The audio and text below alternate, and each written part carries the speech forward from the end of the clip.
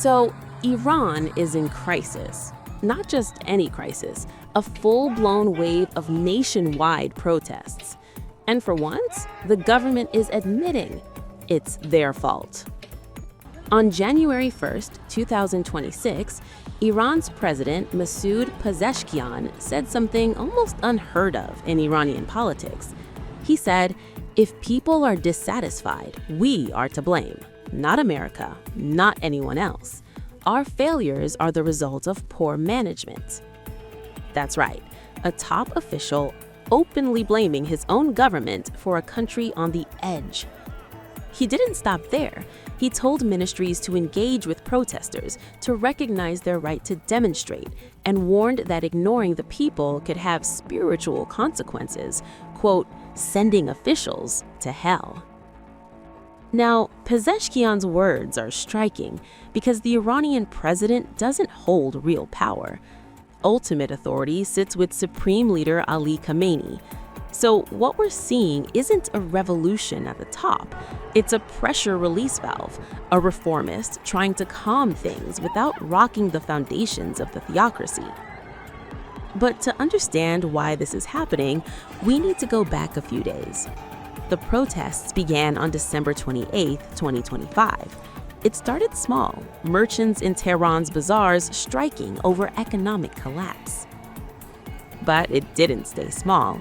By January 1st, the unrest had spread to more than 35 cities. Workers, students, ethnic minorities, everyone was joining in. And the message changed from frustration over food prices to outright political defiance. Chants like, "Death to the dictator," "Death to Khamenei," even "Bring back the Shah." Security forces responded violently. The Revolutionary Guard and besieged militias used live ammunition, tear gas, and beatings. By the fifth day, this became the deadliest moment yet. At least 7 people were confirmed dead, protesters and a security officer among them, with dozens more injured. So why now? Iran's economy is collapsing. The currency has fallen to historic lows, food prices have skyrocketed, and decades of corruption and mismanagement have left ordinary people struggling to survive. Add to that the fallout from the 12-day war with Israel last June. Over 360 strikes hit Iran's nuclear sites, military bases, and infrastructure. Thousands of Iranians were killed, including top military leaders. The economy is weaker than ever, sanctions are biting, and the regime's credibility has taken a huge hit. So this isn't just about women's rights, like the Mahsa Amini protests in 2022. This wave is all-encompassing. Merchants, workers, students, ethnic minorities, all united by survival and anger. And it's shaking the foundations of the regime. Even in clerical strongholds, people are chanting against Khamenei. They're calling for the Shah. They're rejecting the system entirely. And yet, the government tries to blame outsiders.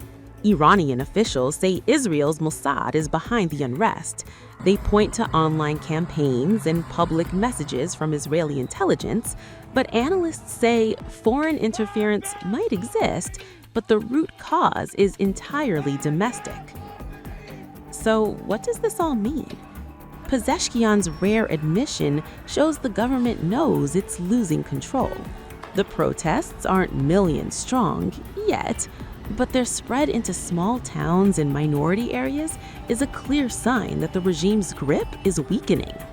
And for Khamenei, now 86 and reportedly unwell, this is his most precarious moment in decades. Millions of Iranians are demanding dignity, economic survival, and accountability. And for once, the government is openly admitting the crisis is homegrown.